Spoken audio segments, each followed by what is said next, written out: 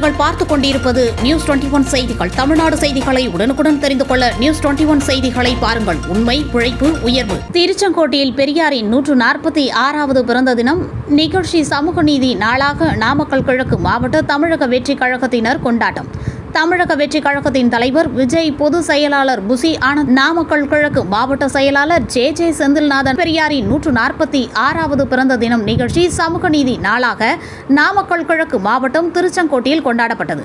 நகர தலைவர் நாகராஜ் தலைமையில் வழக்கறிஞர் அணி, மாணவர் அணி, இளைஞர் அணி, வர்த்தக அணி, மகளிர் அணி, இணையதள அணி நிர்வாகிகள் கலந்து கொண்டு பெரியாரின் திருவுருவ படத்திற்கு மாலை அணிவித்து மரியாதை செலுத்தினார்கள். பின்னர் பொதுமக்களுக்கு இனிப்புகள் வழங்கப்பட்டது. நியூஸ் 21 செய்திகளுக்காக நாமக்கல் மாவட்ட செய்தியாளர் சதீஷ்குமார்.